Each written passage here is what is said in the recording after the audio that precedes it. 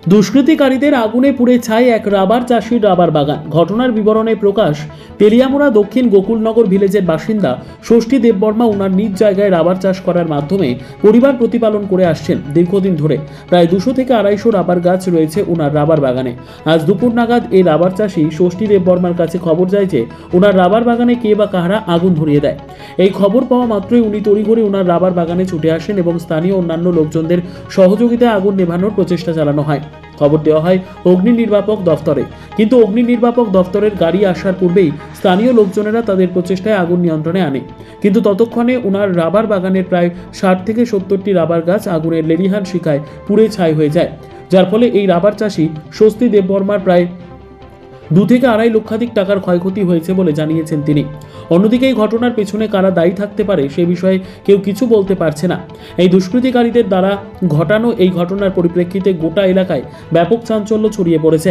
এই অগ্নিকাণ্ডের ঘটনার পেছনে কারা দায়ী রয়েছে এখন সবটাই পুলিশি তদন্তের মধ্যে দিয়ে বেরিয়ে আসবে কিনা তাই এখন দেখার বিষয়। ষষ্ঠী দেববর্মা। কি হয়েছে এখানে? এখানে আমার রাবার বাগান প্রায় 250 মতো গাছ আছে। আজকে তো শুক্রবার 21 তারিখ বাজার বার। এই কে বা কারা এখানে আগুন লাগাই দিছে। প্রায় 60টা হয়তো 70টা মতো গাছ আগুনে সব মানে পুরা সব শেষ। মানে গাছগুলো এখন বাঁচবো কিনা সন্দেহ আছে। এরপরে আমার কাছে খবর যায়, এখানে অটো ড্রাইভার একজন খবর দিছে। আমি তো অসুস্থ, বাড়িতে শোয়া আছিলাম।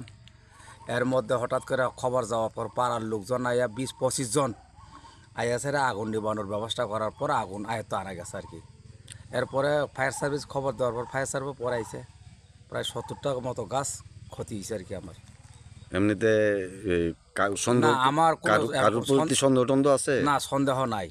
এটা কেউ না কারা এরকম দুপুরের টাইম কিছু লোক আছে, তারাই বোধহয় এই কাজটা করতে পারে। কেমন হইব ক্ষয়ক্ষতি পরিমাণ কেমন হইব? 2-2.5 লাখ 2.5 লাখ গাছ। টাকা। হ্যাঁ, এখন তো ভালো দেয় আমার এটা। এই জায়গাটার নাম কি?